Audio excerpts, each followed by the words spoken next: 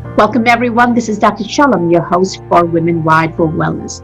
Today our guest is Dr. Joel Fuhrman. He's a board-certified family physician and a 7-time New York Times bestseller. In addition to his own practice, he also has a retreat center in San Diego. It's called Eat to Live Retreats. We're going to delve a little deep into why he has this retreat center, what it actually does. But here's what you want to know about Dr. Joel Fuhrman. His specialty is in preventing and reversing disease through nutritional methods, which is something that we all strive to achieve.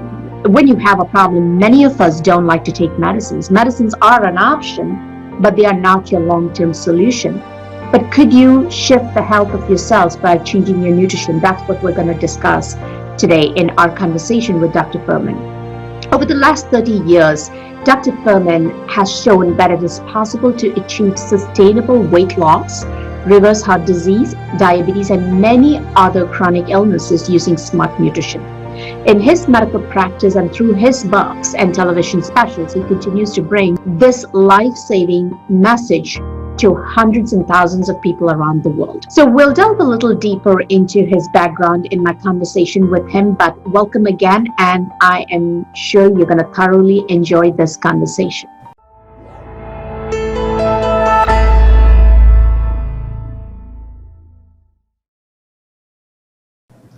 Welcome, everyone. So here's our guest, Dr. Joel Fuhrman. Thank you so much, Dr. Fuhrman. This is a real privilege. As I told you, you were one of the few folks I followed when I started my journey into nutrition and medicine. And so it's a real great honor to learn from you in this conversation. So let me start by asking, I know you are board certified in family, as a family physician, but prior to that, how did you get into nutrition as a physician, and why get into nutrition at all? Well, I went to medical school with the specific intent to be a physician specializing in nutrition. You know, I was raised, my father was overweight and sickly, and he changed his diet and started reading health books, and I was reading books in my teenage years on health and nutrition. And by the time I was in my early 20s, I was already, felt that what doctors do is mostly harmful to people. They don't deal with the causes of disease. They just give them drugs which are toxic to add on to their otherwise toxic diets. And we haven't we failed the war on cancer completely. We've lost the war. We've spent many billions of dollars, and the cancer rates have not decreased at all. And so, and I know that we have an opportunity here with modern nutritional science gives us the power to wipe out heart disease, strokes, dementia, and cancers to a large degree, and nobody's taking advantage of this. So I recognized this, 40, 50 years ago. I mean, I think I'm 67, so I was when I was young, I was already interested in this, and then I felt after my skating career I was too old to go back to medical school. But I was encouraged when I was dating my wife then. She was going to medical school, so I was encouraged to just give up my family's business and go back to the postgraduate pre-med program at Columbia. And take the pre-medical requirements after I had graduated college and go back to medical school. So I didn't start medical school till I was about 29 or 30 years old. Oh, wow. So tell me a little about how did you make that connection between nutrition and chronic illness? Obviously, you saw something in your father. Was there not, at that time, was there a lot of processed food around, or was it just mostly meat and potatoes, like starch? What was going on at that time that made you feel that's where the solution is? Well, we have, the health of the American population hasn't changed that much, except we've gotten more overweight and more obese from fat. There wasn't processed food and junk food. It's just there were more fast food outlets. The fast food industry took off in the 1970s and made access to processed food and high calorie, low nutrient foods more readily available at a cheaper price. So things have gotten worse, not better. I originally started reading the natural hygiene literature with most of that was spearheaded by Herbert Shelton in the 1950s, which got my interest in nutrition with them. There's a lot of modifications and mistakes they made back then, but the idea that the body is a miraculous self-healing machine and disease is unnatural. And it's not normal to get a heart attack. It's not normal to get cancer. It's not normal to get asthma and lupus and rheumatoid arthritis. You have to earn those diseases by living in an unhealthy manner. And obviously, the species is protected against disease if you feed it properly. And that underlying premise never changed. So, given that we're living in a world of information. Like if I have a diagnosed with a disease, all I need to do is sit in front of the computer. I can do so much of research. Why is there still so much confusion about nutrition? Well, don't forget you have the food industry and the restaurant industry with billions and billions of dollars to spend. Whereas the string bean and broccoli and kale industry doesn't really put out much information about that. There's nobody promoting this, so to speak, but I have to say that today the evidence is overwhelming and irrefutable that wholesome, organic, plant-based diets can prevent heart attacks, strokes, and cancers. Yep.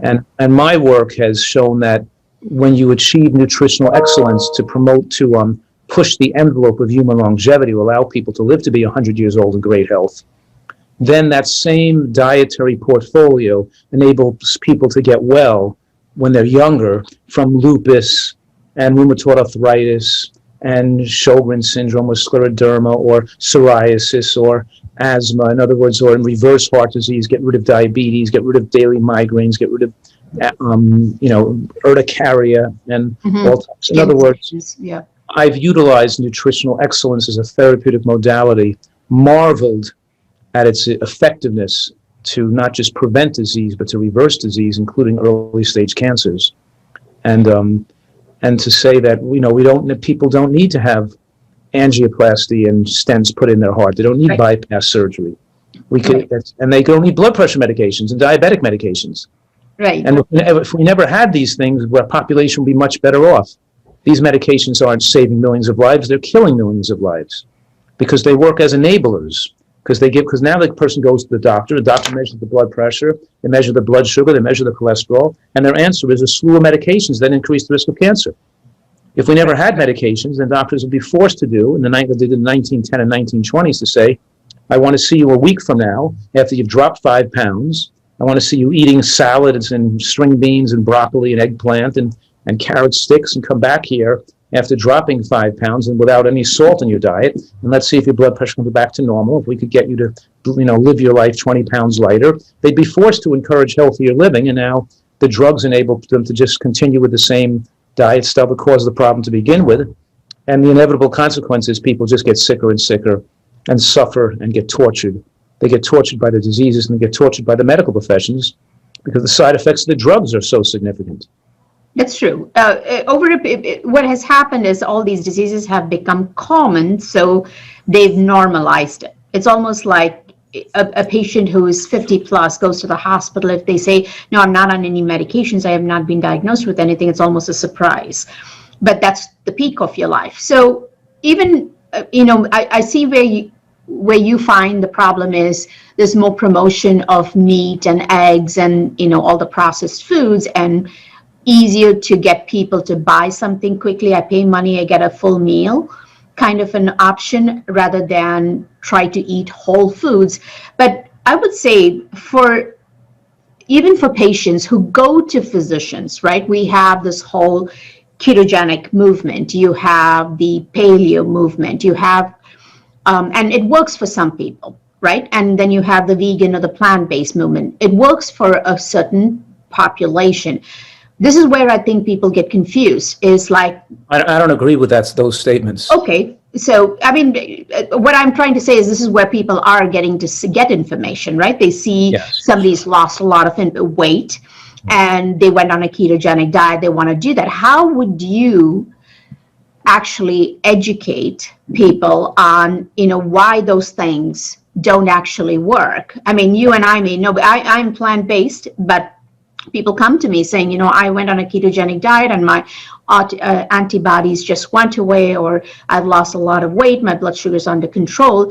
Where does your thought process, having this, education in nutrition, because people have to understand that Yeah. Short-term changes doesn't mean that aren't what we're looking at here. Sustainable. Yeah, you can smoke. I can have you smoke cigarettes to lose weight, or snort cocaine to lose weight, or put you on a liquid protein diet to lose weight. The liquid protein diets can cause lots of weight loss, but they've been determined to increase heart failure and premature deaths. So the medical profession stop them because we don't utilize short-term benefits as a measuring of success.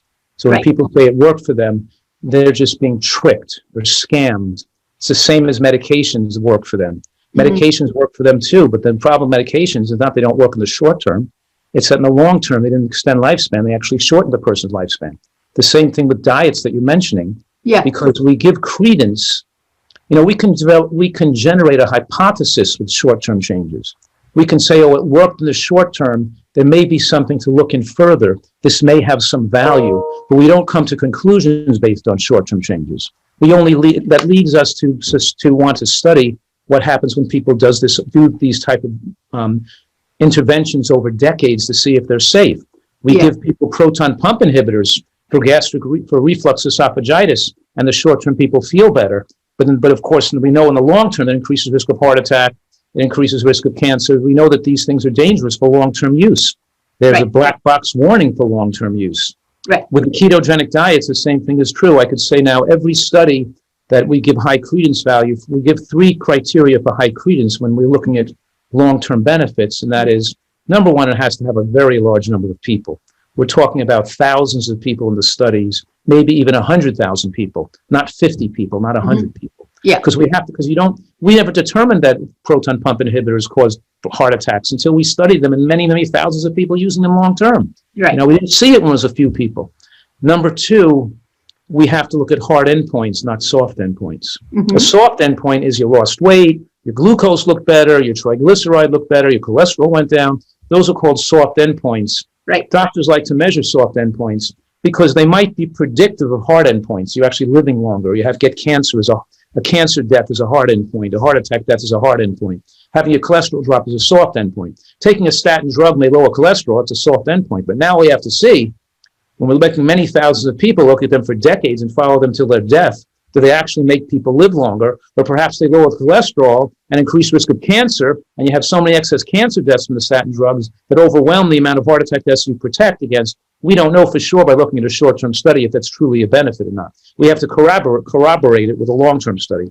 So the 3 criteria here are large numbers of people, hard endpoints like death, and of course, this study has to go on for decades, not years, for 10 to 20 years. Now, we have those studies available. And what those studies show is that as people increase animal product in their diet, their hard endpoint deaths get worse and worse. And as they increase plant material and plant protein, their longevity increases. And we also have tremendous data today on ketogenic diets too, at long-term studies. And they show that they're exceedingly dangerous, and they dramatically shorten people's lifespan. So both high-protein paleo diets and ketogenic diets maintain a chronic acidotic state in the body over decades is extremely dangerous, especially when you maintaining it with a lot of animal products and you're restricting the phytochemicals from even though vegetables show the most protection against cancer, the combination of fruits and vegetables show more protection than just having a high vegetable content. Fruits with vegetables shows more anti-cancer protection. Yeah. So what I'm saying right now is, my job and my career has spent reviewing all the data from all the studies that have been published, short endpoint studies, large endpoint studies. And I have to say that there's no confusion and no inconsistencies with the studies. The studies are dramatically and overwhelmingly consistent that show the same thing. And just for example, there are 17 large individual studies that show that the inclusion of nuts and seeds in the diet reduces cardiovascular death by about 40%. Now, it's amazingly consistent between one study and the other that almost every study with different cohorts, Caucasian, Asians, whites, blacks, old, women, men, elderly, low animal product intake, high animal product intake, vegans, non-vegans. With every cohort looked at, the amazing consistency is the exclusion of nuts and seeds increased risk of heart attack death by 40%, and their inclusion of over an ounce a day reduced heart attack rates by 40% and reduced overall mortality. So we come to conclusions based on consistency from one study corroborating another. And the idea that more animal protein, which may lower your blood glucose temporarily and induce some temporary weight loss, it's absolutely consistent and not controversial that those diets lead to premature death and are not safe in the long run. Now, since we also have whole food plant-based diets, or the diet style I recommend is called a Nutritarian diet. It's not just a whole food plant-based diet. This is not, because rice is a whole plant food. It's not a rice-based diet. It's not a fruit-based diet. It's not a potato-based diet. It's a diet based on, it's with including foods that we know have the most proven anti-cancer and longevity benefits. We're including beans and mushrooms and nuts and seeds and but in any case, green vegetables. You call it the G bombs, if I remember. Yeah, right. So we're designing the diet to not instead of being a blue zone, which just it just haphazardly happens to be better than the way Americans eat, because culturally in that area they're eating foods that are relatively healthy compared to the American diet, but they can't be held up as ideal diets. They're not great diets. They're just better than what Americans eat to live about 10 years longer. I'm looking at what's the foods with the most protective effects, utilizing the best aspects of all the different blue zones and removing the weaknesses to make a new green zone, or a new diet that really enables people to push the envelope of human longevity and get to be 100 years old in great health. And the point I'm making right now is most of these principles I'm advocating really are not controversial if the nutritional scientist is familiar with the preponderance of evidence that supports the conclusions. It's not that it's controversial among lay people because they're bombarded with a lot of different messaging from different people with different agendas, and the agendas always twist science to look at short-term studies, or they try to fit the science into their personal agenda instead of letting the science dictate the advice. You follow me? Letting the science dictate the advice. And there's no such thing as a diet rich in animal products that is safe. You could argue that a diet with a small amount of animal products might be almost just as good as one that's vegan. That could be legitimately argued. But you couldn't argue that as animal products increase, you're not making the diet more unsafe, because there's too much data to already disagree with that can't be just ignored. So explain to us what your Nutritarian diet actually involves, because it's a little different from just a whole food plant-based diet. Right. It has to do with picking and eating foods that are the healthiest foods and eating the healthiest foods and removing or eliminating. We have a caloric limitation, right? Yeah. We can't just eat 5,000 calories a day and be in good health. Yeah. We know that being overweight is not good for our health. It's better to eat to be slim. We have to be slim to be healthy. There's no such thing as a healthy overweight person. Fat cells spew out cytokines and they promote aromatase. They raise estrogen levels, they raise cancer levels. Fat cells make you insulin resistant. When you're overweight, you're not healthy.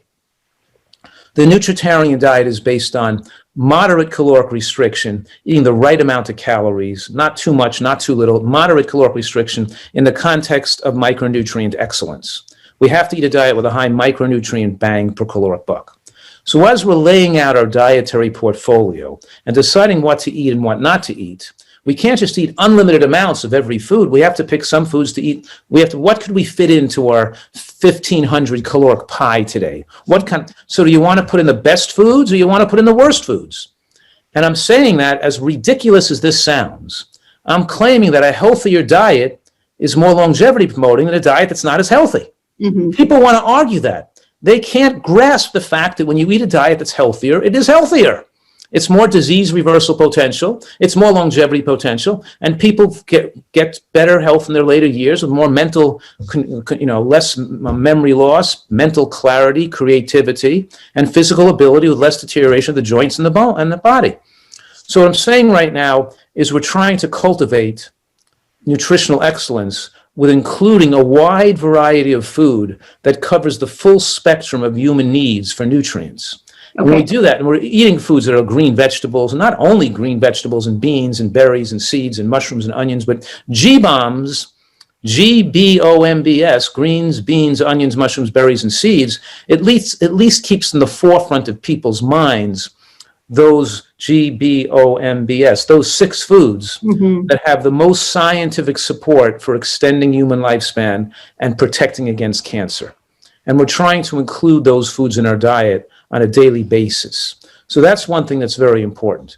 And we're recognizing that a diet, if we're taking out all the fat out of a diet, and then you're taking that, if we're removing oil, which is empty calories, we still need the inclusion of nuts and seeds, because walnuts are much healthier than walnut oil. Yes. And sesame seeds are much healthier than sesame oil. And pecans are much healthier than pecan oil. That oil is a fat promoting food that makes people overweight.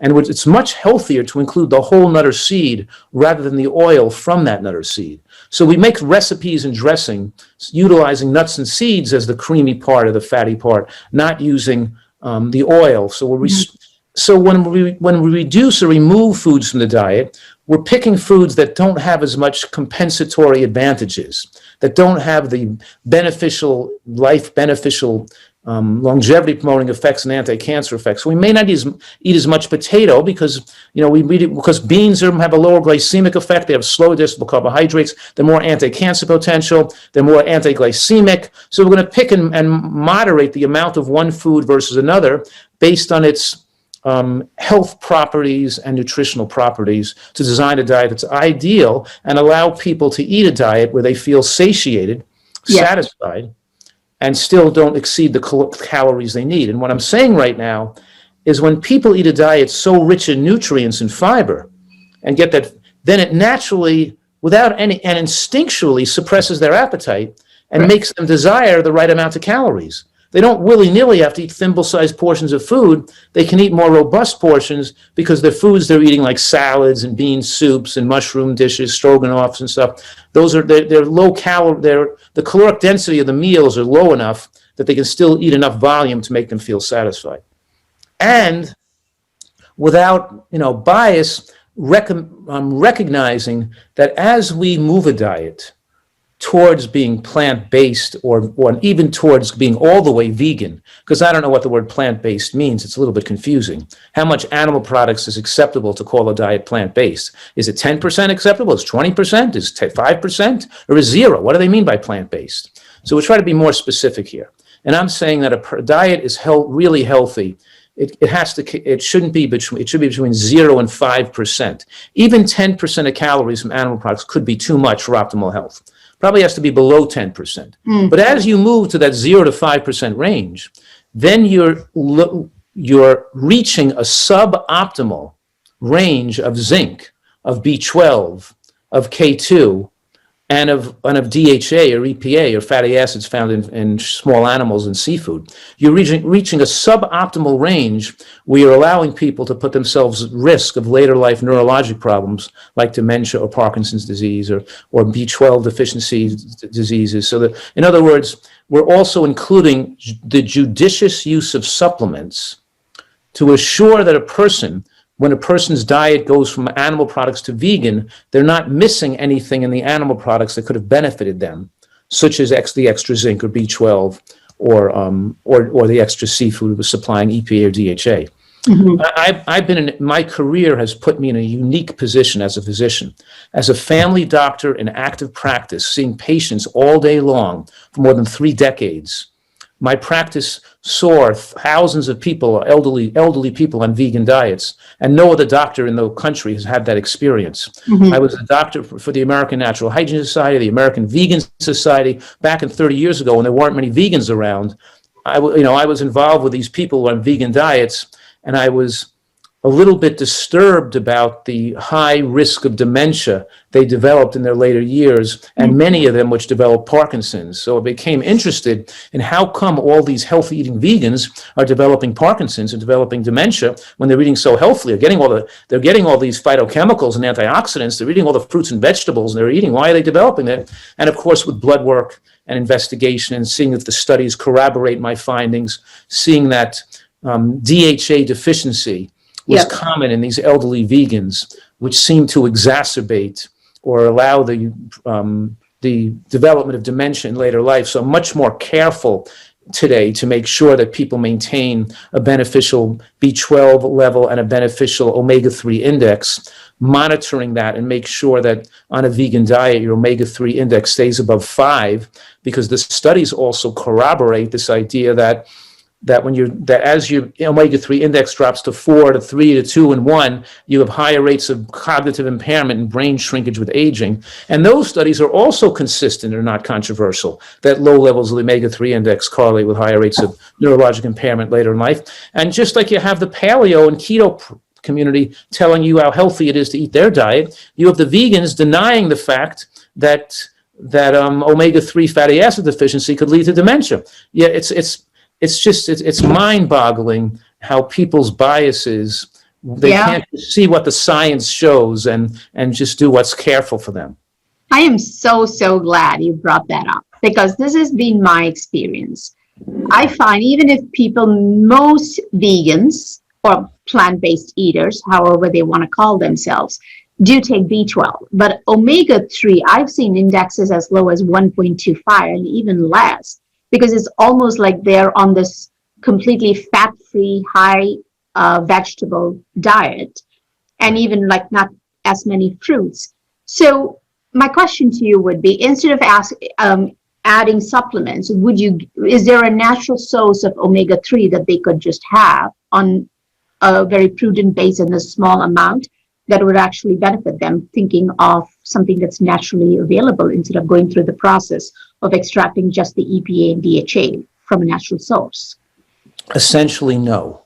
Okay. Because the ALA, the alpha-linoleic acid found in hemp seeds and walnuts and green vegetables, the body can convert about 5% of that into EPA and about 2% of that EPA into DHA. Mm-hmm. And that may be enough for some people. I've seen some vegans eating low-fat, eating pretty healthy diets that are low in fat, be able to convert enough and have an adequate omega-3 index with just the inclusion of flax seeds, walnuts, and green vegetables. Right. But that's somewhat unusual. It's not the majority of people.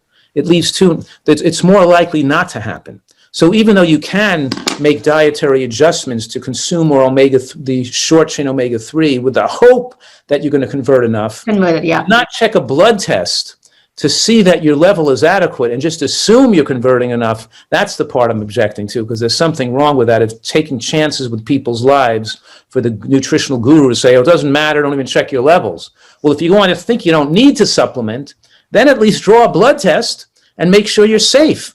Because otherwise it doesn't make any sense. It's just dangerous for people to give that too many to give that advice. So therefore, for example, in my medical practice, like 15 years ago, I was noting this problem. It was a big big problem for me. Yeah. All these people developing this problem. So I was giving them vegan EPA and DHA, and also fish oil. But people were complaining about heartburn. Yeah, indigestion or bad taste in their mouth. Right. So I had them analyzed, and too many of them had high TBA scores. They started to go rancid because they were mostly in health food stores kept at room temperature. So I started to order and develop my own, which I'd order it from the company that makes them, and I'd have them shipped to us in refrigerated trucks from the time of manufacturing and stored in my basement in refrigerators. So when I gave them out to my patients, they were fresh. So I started doing that, and that's really why I started making my DHA product, which we keep in refrigeration. So it's the same stuff, it's just refrigerated to keep it fresher. Yeah. Oils do deteriorate over time at room temperature. Got it. So would you recommend, the other big diet, which is what the studies keep pouring out about nutrition, though we've never been able to do another study like the Mediterranean diet, is that something that you have an opinion about? I don't hold the Mediterranean diet as a diet that people should respect as a favorable diet, because it's a little better than the American diet, it's still, by worldwide standards and by Blue Zone standards, it's not even a good diet. The Sardinians are a Blue Zone, but so are Okinawans and Seventh-day Adventists and Iberia. In other words, there's a lot of Blue Zones that each have most of them, such as the Sardinian Blue Zone, most of the people there are not living past 90 years old.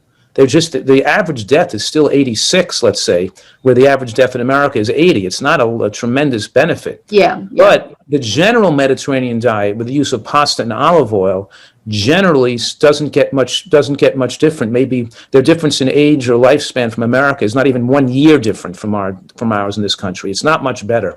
We're talking about adding 20 years to the diet. The Mediterranean diet falls right flat on its face when compared to better eating styles. So it's just a matter of popularity and what people hear in the news.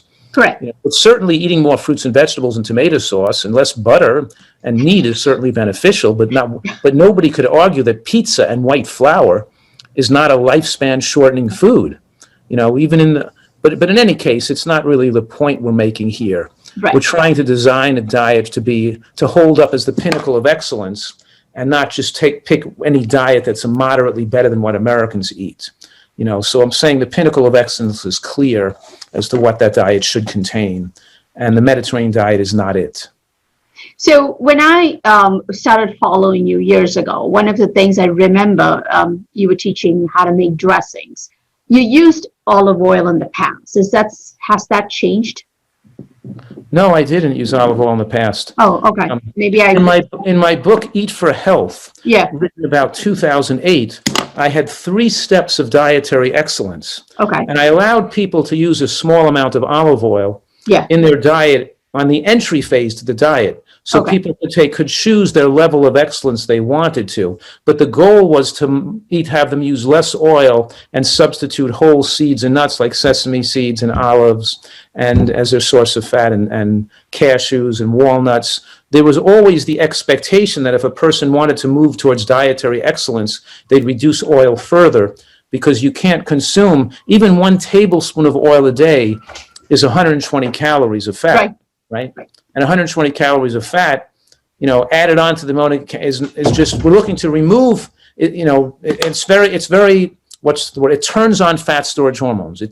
When you eat oil, it's digested very rapidly, and because it's digested so rapidly and the calorie flux into the bloodstream is so high, it's an appetite stimulant. It wants to eat more food, and because the average American's been brainwashed with the biggest nutritional scam in the world is telling people that olive oil and coconut oil are health foods, that they actually use these things liberally, consuming on the average between 400 and 500 calories from oil a day.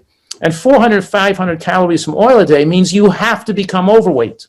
You can't be, unless you're an athlete or working behind a plow and an ox 8 hours a day, unless you're a physical laborer, there's no way you're going to be healthy with that oil in your diet, because there's no way you can be slim. So show me a person that eats that oil for a woman whose body fat is below 22%, or for a male whose body fat is below 14%. Because unless their body fat is favorable, they're not in good health. And there's no way they're going to get their body fat favorable consuming all that fat and all that oil. So what I'm saying, also, when you compare, in the Prevamid study, they gave people virgin olive oil to take home with them in bottles, and their heart attack rates went down by about 15% compared to those people just using butter and stuff like that. But when they took the oil away and told them to eat nuts and seeds as a source of fat, their heart attack rate went down by 60%. So even though oil is better than butter, and we could show a lot of benefits to olive oil comparing it to butter and to eating bread and other things instead of oil, you still got to compare it to the real thing, which is using nuts and seeds as a source of fat. When you use the whole food, an olive and not olive oil, or a nut instead of the nut oil, then we see dramatic health benefits. So most of my dressings, so even though I may allow that, in a diet that I'm telling people a stepping stone to try to get better, it's not really what I'm advocating. What I'm advocating is learn the dressings with the nuts and seeds. Make peel the navel orange and mix in with some toasted sesame seeds and cashews and some blood orange vinegar and lemon. Make the greatest dressings in the world. Make a great Russian fig dressing with fig vinegar and tomato sauce and sun-dried tomatoes and almonds and hemp seeds, and mix that and make a delicious almond dressing. Make an almond balsamic so we're making dressings and sauces and dips. A Thai dip with lemongrass and curry and a date and hemp seeds and a little peanut. We're using the whole food because it's much more satisfying. People aren't going to gain weight from it, and it's much healthier for people. And also, you need some fat with that vegetable-based meal, because the fat helps facilitate the absorption of all those phytochemicals. And you may absorb the carotenoids and other anti-cancer phytochemicals 20 to 50 times more easily to absorb more absorption when you're eating some fat in that meal. So we want some small degree of fat, such as half an ounce of nuts and seeds with lunch and dinner, a half an ounce in the dressing at lunch per person, and a half an ounce of nuts and seeds with a dressing at dinner per person, blending into a dressing or a sauce to really get the most nutrition out of that meal. That's what I'm really recommending. Got it. So you have also a retreat in San Diego for people that are, if I remember reading it right, for food addictions or for reversal of chronic disease, and people stay there from 4 to 12 weeks in order to get their health back. What is, how much of this is a mindset? How do you find people who are ready to give away 4 weeks of their lives? It's almost like a vacation. It should be like a vacation. But what kind of, I guess, who are the people who need that kind of help when they have to go to a retreat? Right. And what is the outcome, or what is the transformation that they undergo? Is there a lot of mindset that comes into this, more than just, I mean, eating whole foods should be a no-brainer for most people, because when you tell them eat really whole vegetables and fruits, what I've seen in my practice is when we're asking people to make that change, there's a lot of hands-on that we have to help them with. People don't know how to cook. I feel like that's a skill that's completely missing in most of the households. Is that something that they learn through that retreat? Yes, you asked me quite a few questions there. Yeah. No, I did. All those, that's correct. All those things you said are correct. Yeah. So just to elaborate a little bit, is that, I have 7 New York Times best-selling books. My shows at PBS television has raised over $70 million for PBS television.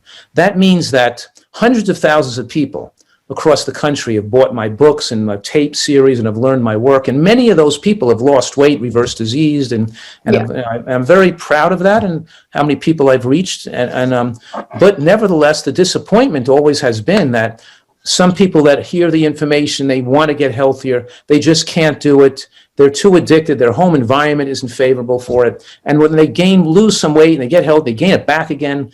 They don't really stick to the program. They either don't know it well enough, they don't understand it well enough, they don't know how to make it stick. But mostly, it's the dabbling. These people have a predilection to become addicted to these foods, especially salt and sugar, salt and oil, and highly concentrated calories. And they need to have a period of time where they can abstain from their food triggers, from their addictive triggers. So when you have this illicit love affair with food, and people who are overweight and sickly, they know that they're not eating as good as they should. And they know that they need some help. But sometimes, and like I said, many people are doing this successfully on their own. Everybody doesn't have to come to my retreat to get well. But it's so beautiful and rewarding to have people come here when they and watch them transform their lives, because the time that they spend here, and like you're saying, 2 to 3 months of being here, you just watch a person who doesn't think they can really stick with this, I don't know if I'm still going to like it as much, who learns to love eating this way, to like it better than their prior diet, to have the skills. That's right. We have food addiction counselors. We have we have exercise trainers here. We have, it's gorgeous here, but we have fantastic 3 incredible chefs. People are getting lectured to, but they're learning how to make the food taste fantastic. They're watching the weight pour off them. They're sometimes losing, 20 pounds the first month or 15 pounds the second month. And, they're very often losing, 30, 40 pounds in the time that they're here. But they know how to keep it going. And I say to people, you're only a nutritarian if you're at your ideal weight, or you're losing at least 2 pounds a week on the way to get there. If you're not losing at least 2 pounds a week, don't consider yourself a nutritarian. Because if you're following a nutritarian program, you'll be losing 2 pounds a week. So they figure out, we show them how to eat, when to eat, what to eat, how much to eat. They get it down to a science perfect for them. Exactly how much to make that salad, how much dressing to put on top, how big should your breakfast, what should you include here. They get it down to a science. So the time they go home, they can repeat this. They can keep it going perfectly and continue the progress they've made. So yes, it takes time for people to get rid of their food addictions, to love and to prefer to eat this way. And my experience over the last few decades is that, and I'm sure you've experienced similar, some people, even though they want to do it, they just can't get it done. They just can't do it. Yeah. And I have food addiction counselors that work for me in the practice and treat people on the phone and by email and contact with them, give them food addiction counseling, but it's still an additional service that people can come and stay here. And I take a lot of people in who have some heart problems, who are told they need stent placement or bypass. Or every guy just called the other day who they want to put 5 bypass. They want to bypass 5 vessels. I said, get over here. Don't take your heart apart and restructure your whole heart. Get over here and let's get you to lose 50 pounds and get you. And he's on his way, And so I had a doctor from Nashville who was just had a heart attack in the hospital. He wanted to put an angioplasty in, and it was elective. His heart attack wasn't a severe heart attack. He didn't really need, but anyway, he came here, reversed it. He cleared up his heart. He's doing great. And just last week, I got a phone call. There was a person, a diabetic mayor from the East Coast who came here, overweight diabetic, who had kidney insufficiency, right? His creatinine was very high. It was like 2.8 or something. And while he was here the 2 months, his creatinine didn't improve that much, but his diabetes went away, right? But I was concerned that his kidney function didn't come down as much as I'd liked. But he called me up last week that his kidney function, his creatinine just came down to 1.4. Wow. His creatinine went from 2.8 to 1.4. So he just followed up on it. So he's got rid of his diabetes, his high blood pressure, and now his renal insufficiency and back to normal again. So I'm seeing this regularly is that I'm really able to transform people's lives. Daily headache syndromes, fibromyalgia, renal insufficiency, rheumatoid arthritis, lupus psoriasis reversal. And of course, most of all, the average person that comes here, obviously, are people that are overweight, with high blood pressure, with diabetes, and they're more than 50 pounds overweight, and they learn how to live this way so they can maintain it for the rest of their life with what they've learned here. Absolutely.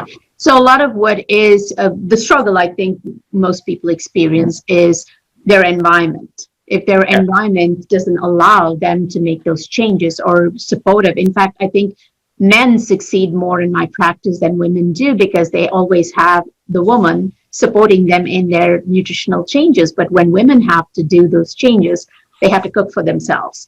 And sometimes the guys want to continue to eat the way they've always eaten because they don't have a weight issue. That's so true. That's so true. And you're right. When you go home and you have a negative, when you try to quit smoking, everybody's saying, great job, you're quitting smoking. I'm going to help you quit smoking. Getting off the alcohol, fantastic. When you're trying to change the food, the people are objecting, fighting, disagreeing, arguing with them. And that negative feedback from their environment makes it extra hard. If everybody was so supportive and say, yeah, I'm going to help you. Yeah, I'm going to be right there for you. I'm going to help you make the food. We're going to do it together, all this stuff. But you're absolutely right. That's what we work on a lot here. And that's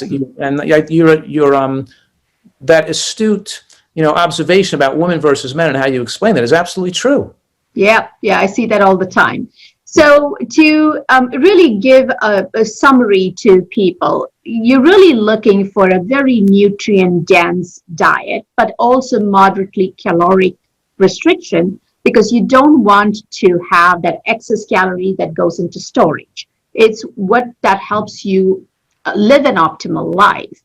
And finding that it can be different for different people, I'm assuming, but there are certain bases which we spoke of as the G bombs, the greens, berries, beans, and onion, mushrooms, seeds, and nuts. Having that as a daily part of your diet. And is there anything else that you believe that is an absolute must? And obviously, you want to get on a diet that's sustainable. It's not something that's in the short run. This is not something that you're learning to lose a few pounds. You're actually learning to feed yourselves, feed health, and not normalize disease, even though disease might be common in today's day and age. What else are we missing? What is keeping people chronically ill? And I truly believe a lot of it is about the protein in the food. A lot of folks struggle when they say they are not losing weight. I've seen fitness experts saying 40% of your diet should be coming from protein. They don't say what protein, but protein. So what is your take on that? We've covered oil. Protein is the other huge issue that I feel is a stumbling block for most people to make the change. Well, We should be very clear that there are three sources of calories. There are three macronutrients, and they're fat, carbohydrate, and protein. And to be absolutely clear, I'm saying Americans are eating too much fat, too much carbohydrate, and too much protein. They're eating too much of all three types of calories. And the most important thing is to eat less calories. That means less fat, less carbohydrate, and less protein. We're not dying of macronutrient deficiencies. Yeah. We're dying of macronutrient excesses. And then we can look into further and say the type of fat, the type of protein, and the type of carbohydrate, which plays an important role. The Seventh-day Adventist Health Study 2 is such a critical study. It's probably one of the most important studies in the history of nutritional science. And the reason it's so critical, and I hold it in such high esteem, is because it studies people that have different diets. Mm-hmm. We're not just studying the Americans who all eat the same way, the Mediterranean diet, everybody's eating the same way. We're talking people who are, some are vegans, some are flexitarians, some are pescatarians, some eat a lot less animal products, some eat more, and they're different, including different races and different sexes and different ages. We're looking across a broad spectrum of unique differences. And what you see in that study is that even when you start at low levels of animal protein exposure, that more animal protein makes for more premature death. And more plant protein in the diet makes for increased lifespan, increased longevity. So, and that vegan diets that are too low in protein could be an issue. Just like, so when you're moving your diet to get rid of the animal protein to increase lifespan, then foods like hemp seeds and green vegetables and broccoli and soybeans and, are beneficial because they give you the protein they give the extra protein that vegans may benefit from, because we know that animal protein revs up IGF-1, insulin-like growth factor 1, which speeds the aging process. But it's also true, and as we drop the protein levels and we get IGF-1 into a more favorable range between, let's say, 80 and 125 or around 100, which is because the average American is around 225. So being around 100 to 150 is a better range than being around 200 to 250, right? Yeah. But then we see some people as they age with less protein bioavailability could become frail and weak, and their immune systems can be down because they're like a macrobiotic diet or a potato-based diet, and their IGF-1's dropping too low, and their immune system's not functioning optimally. And then attention to protein with making sure they're having, the higher protein plant foods is beneficial for them. It's not the major element here, but something that us nutritional doctors keep in mind, that as we're reducing animal protein, we do want to at least be aware that the diet has enough that the plant protein is adequate as people age, because your protein ability to digest and make the protein bioavailability goes down with aging. So a person in their 20s or 30s or 40s can get by with a diet of a rice-based or a potato-based diet or a fruitarian-based diet, but they may start to suffer with some issues when they're passing the age of 70 on those type of diets, because the extra protein, they may require a little extra protein. The way I explain it to my patients is that there's protein that comes with fat and protein that comes with fiber. And you really want to increase the protein that comes with fiber, which is predominantly plant-based. I don't think there's any animal protein with fiber anyways. So, and people think they equate the word protein with animal products. Yes. Protein is eggs and meat. They don't realize that beans are high in protein, that seeds are high in protein, Absolutely. That greens are high in protein, that, they're not understanding that like a bean has as much protein as most meats. Yep. Soy has actually a lot of protein compared to broccoli and other things. And then there's all this nonsense about soybeans being harmful when actually the literature shows they're powerfully protective against cancer. Yeah, absolutely. Though there are some studies that show the Asian population, maybe again how we grow our soy impacts what it causes. But I totally agree with you. I always tell my patients, if you really want a whole source of protein, soy is probably your best option. So is there anything that I should have asked you, but I haven't asked you? That you feel like people should know about nutrition and health? Well, I think you've asked me a lot of great questions, and we've talked a lot of important points, but I always want to reiterate that I don't want people to be complacent with being sick and taking drugs. Yeah. That if you're on, I wanted to make it clear that if you're on high blood pressure medications, you should be changing your diet style with getting the salt out and increasing so you can get better. The point I'm making right now is when I'm affording people this opportunity to get full protection against heart attacks and strokes, it's because they've earned it because they don't need blood pressure medications anymore. They don't need blood pressure lowering drugs. They don't need cholesterol lowering drugs. They don't need diabetic medications. They don't need, in other words, their weight is favorable, their exercise tolerance is favorable, and of course, they're not requiring drugs, and they have normal blood pressure, normal cholesterol, and normal glucose parameters without medications now. Right. We've achieved normal parameters without drugs. That's how we know they're protected. The more drugs they need, the idea that you're controlling it with drugs and the numbers look good on the drugs, that's not protection. That's fake protection. And the other things we haven't talked about, which aren't quite as important as the things we talked about, of course, are exercise, sleep, salt, just things like that, and eating late at night. Because obviously we want people not to eat a big meal before they go to bed at night. Mm-hmm. We want them to finish eating dinner earlier. So they have 3 to 4, so they shut down the restaurant, clean the kitchen so it's spotless, clean your teeth so they're really clean, and then don't eat anymore as the night progresses. Give yourself 3 to 4 hours before you so you're finished eating before you go to bed at night. It's important not to sleep on a full stomach, digesting and refluxing food up in your chest while you're sleeping at night. Yeah. And the other thing is getting a lot of being active and being physically fit, not over exercising, but being physically fit and getting enough sleep at night. So all those things are important, but obviously the dietary portfolio is the most important. Absolutely. There are so many environments for a human being. The nutrition is a huge part of it. It's something that they can easily change. Sometimes the other aspects of your environment requires a little more effort. But yes, I totally agree with you. Movement, sleep, and food are the 3 of the 5 pillars we talk about in our practice. But in general, I think most folks are so obsessed with nutrition because they've been told how they eat and what they eat is causing their obesity, though there are other factors that go into it. Because we see this among sports folks, people who are tennis players. They are much heavier when they're actively playing tennis than when they retire, and they actually lose a lot of the weight because of the stress that's involved, the over-exercising, the lack of sleep, a lot of other things that go into it. But thank you so much. I think this was very, very valuable information. And if you could, I know you have a diabetes program that you run. Is that an online program that you do? Yes, 4 times a year I run online disease reversal programs.